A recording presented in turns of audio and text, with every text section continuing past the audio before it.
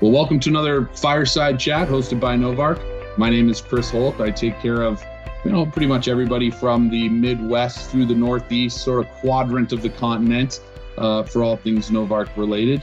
And I'm joined today by two, fantastic guys from Waldinger out of Iowa, Scott and Mike. I'll tell you what, I'll let you guys introduce yourselves.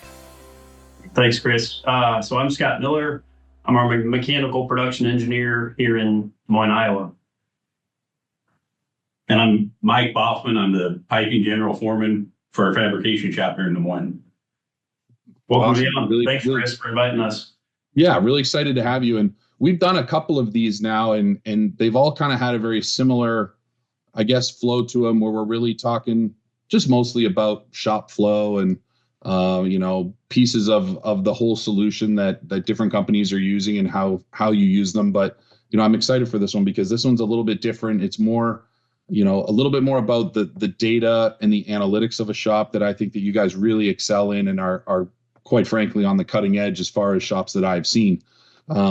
So that's something that I want to definitely touch on. But maybe Mike, you can run us through kind of what your current solution is. Pipe in the door, pipe out the door. What are we all touching kind of along the way?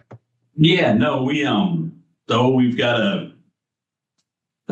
use a 3-ton crane outside for offloading trucks, and we've got a Watts Mueller pipe profiler that we use to cut and prep our pipe with. For our welding side, then we use Miller Pipeworks machines. We've got 3 tack boosts that we use to mainly feed the Novarc. So that's what we've kind of found takes to keep enough work in front of it. Just having 3 crews tacking to feed it. Do mainly carbon steel, 80% of the time probably, ranging from 2.5 to 18-inch right now. It's kind of everything in between.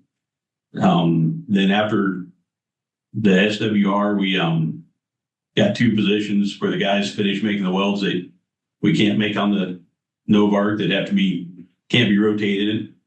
Yeah. Mm-hmm. And one thing to note too is we've got about a 20-foot buffer space between our tack and our Novarc station, which allows that buffer between tack and Novarc, because the Novarc's a lot more productive than our tack stations can be. So it's got a very high output, which is why we put that buffer in place. And the other side of our shop, I should say, we do have a traditional, tack and manual weld side of our shop as well. So future improvements, we're going to be looking for Novarc if we ever have more demand even. So. Yeah. Well, it's, all the work is popping off. I'm sure everybody is trying to get their pieces of all the data center work and everything that's going through. It's a massive demand, and capacity is becoming king. And, I will ask you, so you said that you have 3 tacking bays that are in front of Novarc. How have you found that has kept up with the demand? Basically the speed of Novarc can sometimes challenge the front end of that workflow. Is that something that you've kind of had to monitor and sort of play around with in your time so far? Yes, because originally our Novarc had 2 teams positioners with it. Mm-hmm. And so we're using 1 or 2 tack crews to feed it, basically, I guess is the way I like to think about it. And we upgraded with our workload to 4. Now we have 4 positioners incorporated with the Novarc. And so, it seems like the 3 tack boosts stay, depending on the size of pipe and what, correct, else. But it seems like for the most part, 3 has been a good number to keep it so the operator can just keep rolling and have another tradesman in there chucking pipe up, feathering tacks, prepping it for him, so the operator can just go from joint to joint, positioner to positioner, and keep it rolling. Has been a really, really smooth flow for us so far. Yeah, I think we're trying to maintain that 6 to 7 hour burn time right now on the Novarc, and I know Mike's using that to motivate the crews. We're looking at the dashboard and keeping an eye on that total burn time throughout the week, throughout the month. So, how long of a shift do you guys run there? We're running 9 to 10 hours right now. 10 hours. Okay. Yep. Yeah. So I mean, getting getting 6-7 hours of arc on that's a lot going through the machine. So that's a great job. And like always you said, room for improvement, Chris. There's always room. Easy now.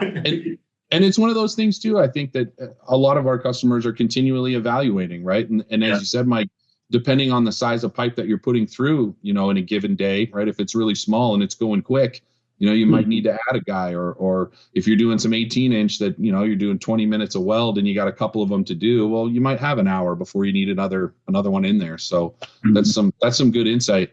Scott, you guys mentioned that you added a couple of positioners from your initial installation. What kind of impact has that made on your production since adding those in? I mean, just looking at the numbers, it probably makes a difference of 100 to 150 diameter inches a day in output. I think, we were 150 to 200, and now we're looking at 300 to 400 inches a day right now, especially with some of these larger sizes coming through. It's very productive on those larger sizes. So and the reason we got them was for really for the data center. Any of us in the mechanical industry right now, that's an emerging market, and it's going to be for some time. It's I just went to the MEP Innovation Conference, and we had a representative from Google there, and it's not going away anytime. In the next 5-10 years, it's just gonna accelerate is what where the market's leading. So definitely looking, from 2 to 4 and possibly another machine, depending on just to keep up with the demand right now. It's pretty crazy. Yeah, like I said, that's the name of the game. Capacity now is really becoming king of the industry, and everybody wants to take as much of that pie as they possibly can. And that's definitely one way to do it. And we see that a lot. We see a lot of expansion from that initial installation, whether it was 2 or 3 positioners now into that 4th positioner, or moving the unit to a place that has more space where they can have more laydown area or whatever. You guys mentioned you have kind of a buffer of space between where you're doing that. Is that where you're kind of laying down your prepped, your prepped pipe to go in there? Yep, that's been part of our remodeling our workflow in our shop some to keep that smooth transition right from the tack guys and stuff that's got to go either back to be tacked again or on down to finish out. So that's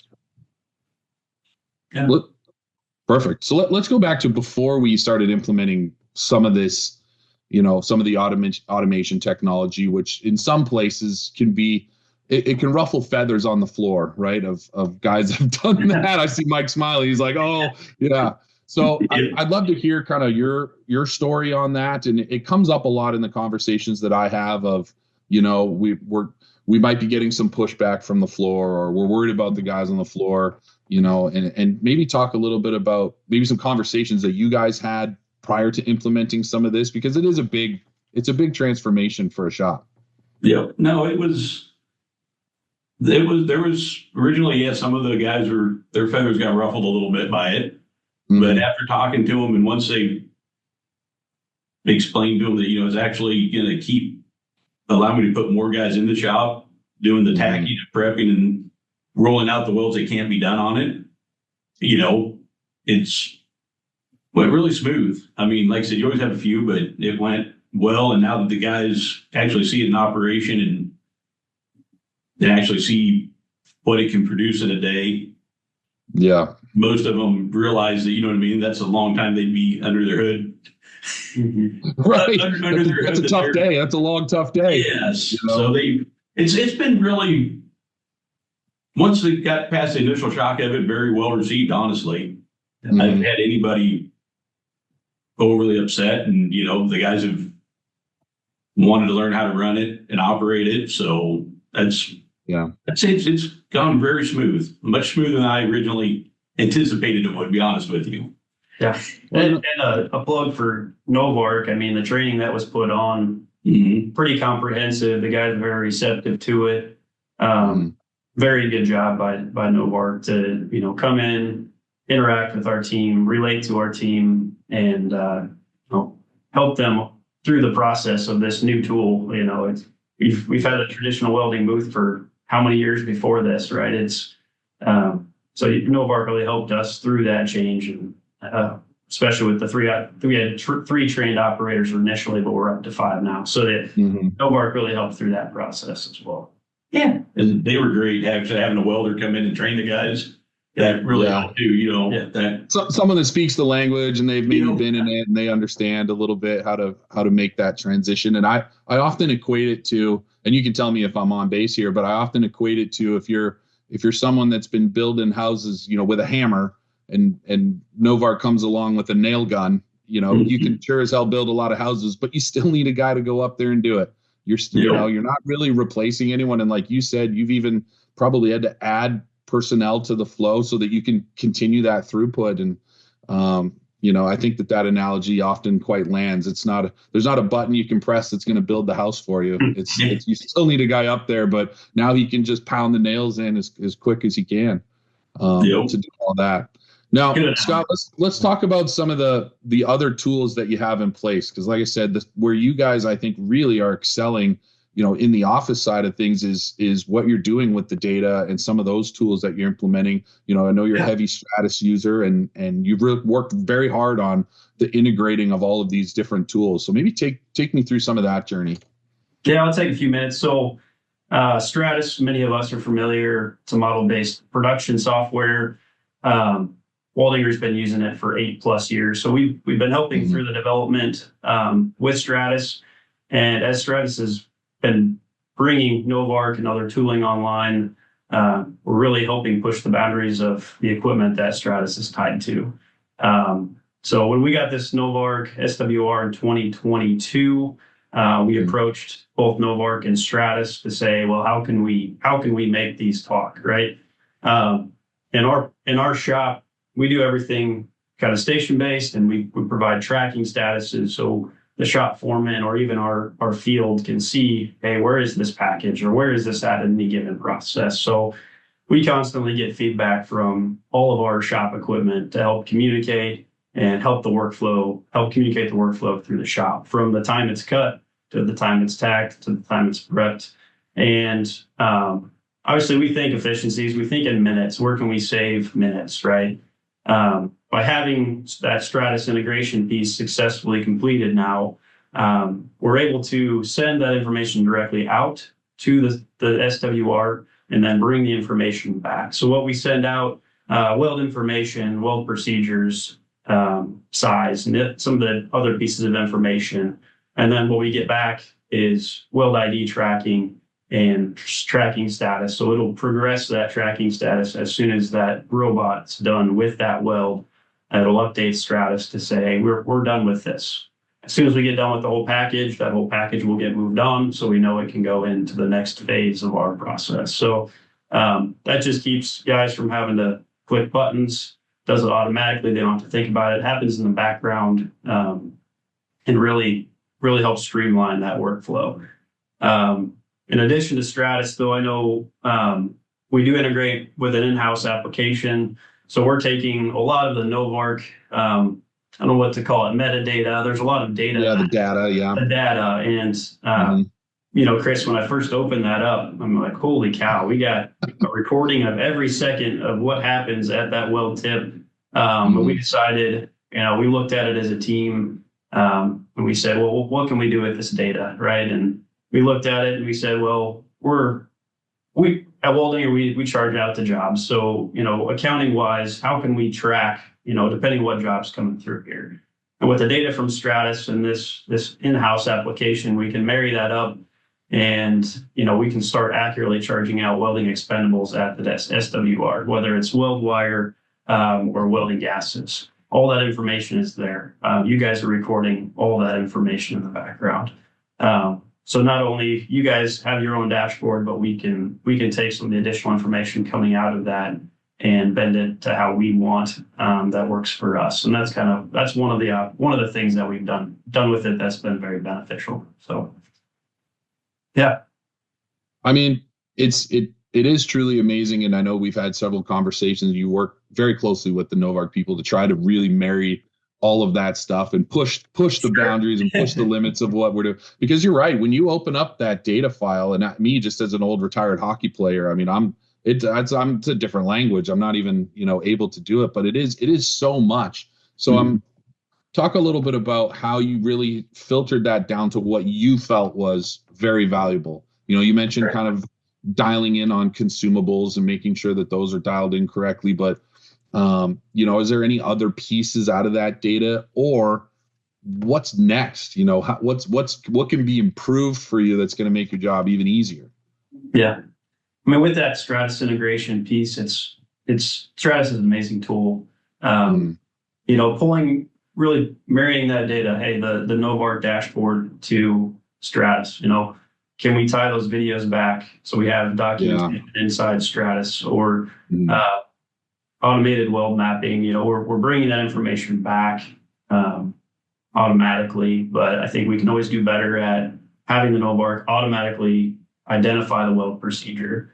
It tries to do it right now, but I think that's where we're going to go. Is we need to do a better job feeding Novarc so we can get the information out that we need.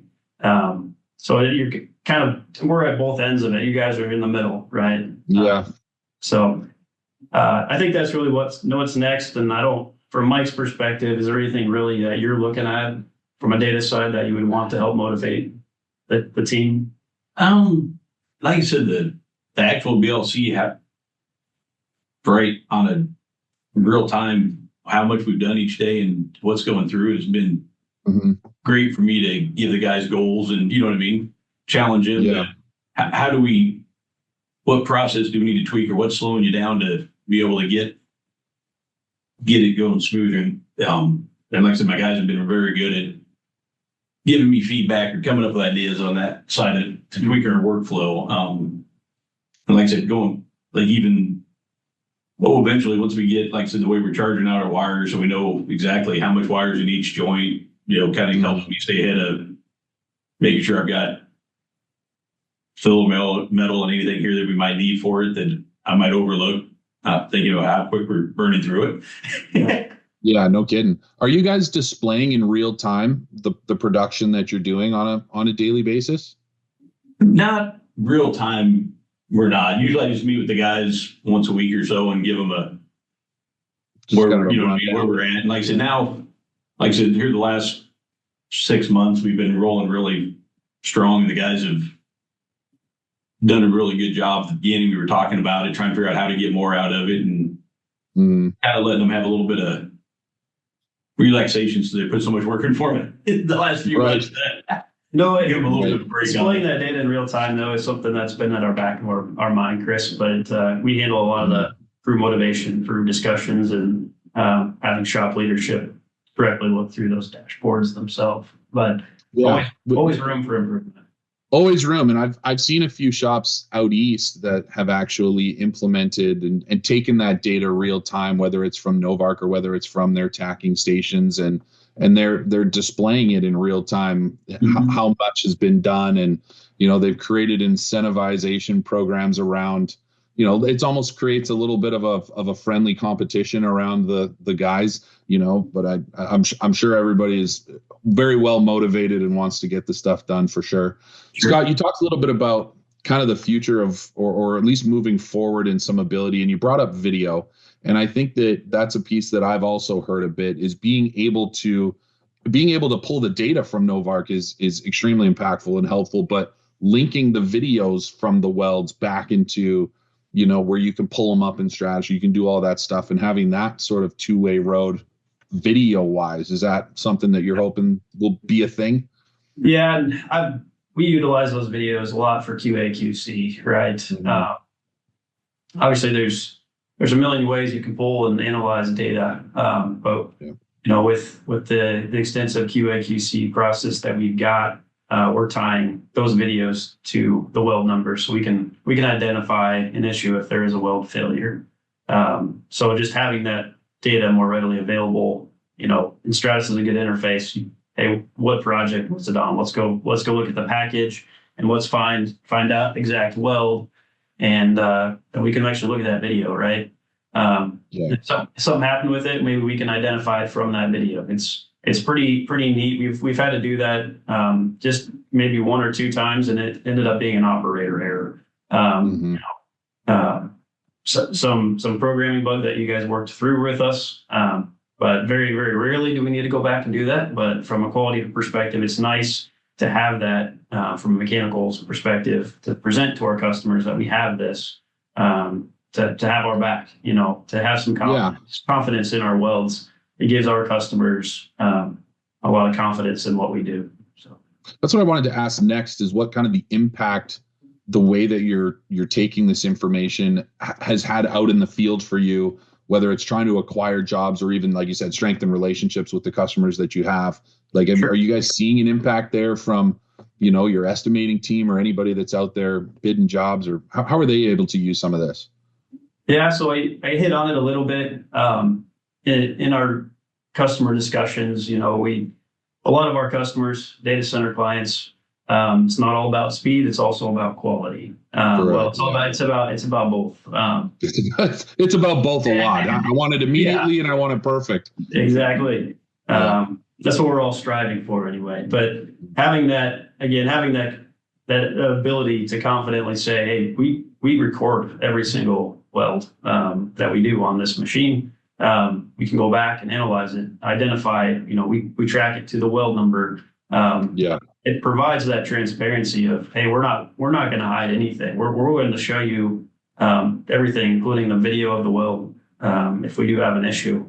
We shows you that we have the tools to troubleshoot anything that may come up down the road. So we definitely QA/QC is definitely a highlight in customer discussions because that's what they're asking, and we want to provide the highest quality products, assemblies as quickly as we can. So, and with the ability to take the videos and the speed at which Novarc, we can provide both of those. So, and I think for QC too, like it's almost like being having film for a sports team. They just have at their fingertips. Exactly. It gives them a whole nother avenue to be working with quality. And like you said, if there is an issue, whether it's an operator error or anything, you don't have to burn a bunch more metal to kind of sniff that out. You can just go in there and find it and address it with them that way. It's been, so you're using it also as a teaching tool and as a way to improve the people on the floor, Mike. Yeah. Yep. No, because like I said, we've had a time or two, and we'd be able to go back through and identify, find the video, watch it, and see, what we did, whether we hit the simple start in the wrong spot, adjusted something the wrong way, it's really easy to go back and the guys you can see the setup you had. You can see all these different kind of things that way. Just like studying film in any sports, right? It's I will say at the first, the way we prep the tacks, that's a little bit of a learning curve. And if there is an issue at a tack, we're able to go back and see it and provide that feedback to the 3 tack stations beforehand. And hey, we need to make a slight tweak here or a tweak there. That helps. But I think I'll dive into the Novi a little bit, Chris. Yeah, please. We did. You're aware that we did upgrade to the Novi this year. Wish we did it a long time ago. It will pick up on those little nuances of how our crews start to do things. It'll start to learn us. So that's been pretty unique. And right before this meeting, Mike and I were talking, and our crews noticed that Novi, it'll notice it operate differently as we weld more on a specific size, or as it encounters your tacks. So we are seeing a difference in it actually picking up for some of those nuances that used to cause problems. It's picking up on that and able to adapt to our habits of our crews. So that's been pretty nice. Yeah, it's good. And the more machines that are out there that are running Novi autonomy, the smarter your robot is going to get, right? The rep, it's all about the reps. And, I know on our end, it's ending up on so many more robots going out the door, and it's being implemented on some of our older ones that have been out there where that's possible. Sure. And so I think that's only going to, that sort of neural network of that is going to help make everybody's, autonomy better, and we'll be able to expand it quicker. So we're excited where it's going, and we're glad you're using it. And, we're giving you guys a lot of data, right? Yeah. It's, you're a big part of the development of all of that. And it's great for the whole Novarc community for sure. Yeah. So we touched a bit on, obviously the data center stuff is huge right now. And so many places are looking to expand. What do you see coming behind that? Like what as you guys look forward in what you're going to start preparing for in the coming years, what kind of strikes your mind as being the next big frontier here? The next thing, I think consideration of a second or a third, depending on what's coming in the door. Like I said earlier, the market that's exploding is data centers. And how are we going to keep up? We've got discussions of how many hours, what's our shop capacity currently in terms of hours? And as we get into the nitty gritty of it, well, how can we maximize shop capacity with the square foot that we have? And a lot of that is through process changes or technology, right? And so, is it different positioners, or is it another Novarc, or is it, reworking the shop floor to have better workflow? And, I won't say we're perfect, but I think our workflow is pretty good. So we're looking at some of those other options of, future of, is it time for a second or a third Novarc? And then looking at different other tools. Chris, I've talked to you before. I think there's tools in development for, automated welding of OLEDs, a huge pushing those kind of boundaries, especially on the carbon steel world. And then there's other technologies out there depending on, whether it's T drills or anything else. So there's a lot of different technology that's available, but I think, and sorry if I'm ranting here, but no, go ahead. It all points to, adoption of additional tooling, and increasing the productivity of our team while maintaining that quality.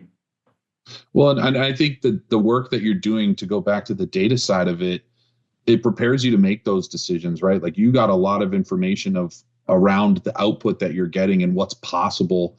And so I would imagine that having that deep understanding of your shop at a very granular level, especially when implementing more technology or more tools of that nature, to be able to bring those into the fold, I think it's going to give you a very strong advantage in how you guys are going to run your operation. Exactly. That's the truth. Yeah, without a doubt. Thinking about Novarc in specific, I mean, Mike, you can maybe touch a little bit on this, and you already did a little, Scott, with the OLEDs. And boy, if we had OLEDs, I'd be retired on a boat right now. There'd be, it is such an exciting piece, and everybody seems to be working on that.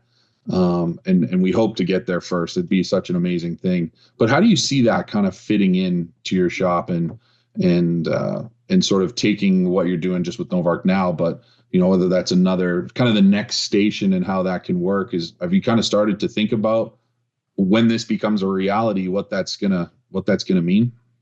Yeah, no, like I said, I'm excited about the new technology. In fact, just yesterday, Novarc did an update on our machine. You know what I mean? And part of that update, it came out with the new the recipes for doing like the filler welds.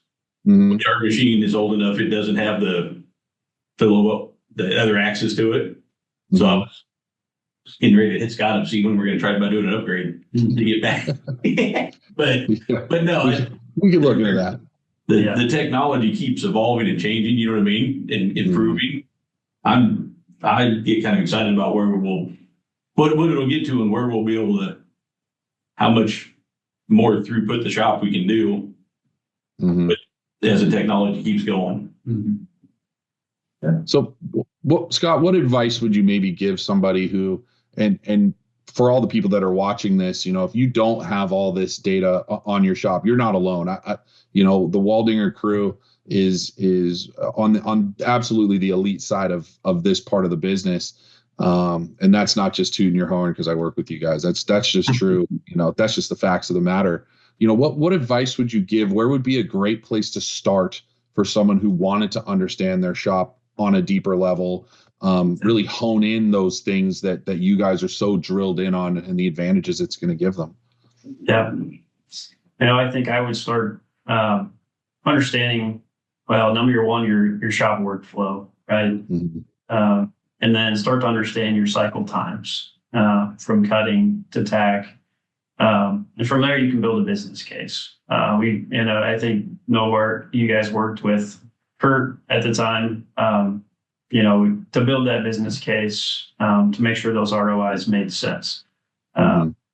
And I think that's where you really have to get nitty gritty and understand that flow, map it out, have a floor plan, create a spaghetti diagram and identify, look for efficiencies in that process.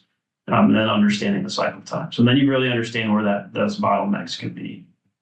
So that's kind of step one of what where I would start if I was new to this. But, yeah, that's a good point. And so many of the shops out there, they go by the honor system of how much is getting done and all this kind of stuff. And I think you're right. Getting down just to the truth and facts of the matter, right?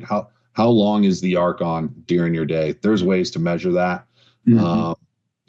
It's an important thing to do, and it's not from a position where a guy on the floor is going, what the hell is Scott doing out here? Why is he out here watching me weld or whatever it is? But it really is from the perspective of improvement, and even if you, like you said, you can create a case to implement a tool that's going to help them on the floor or make them safer or save their bodies or do these things. It's all, there's so many side benefits to that, but that's great advice. I mean, just really looking into understanding your shop, and it might take you going out there and getting on the floor and kind of exactly. And the other thing that's not commonly talked about is the safety and the crew morale portion of it too.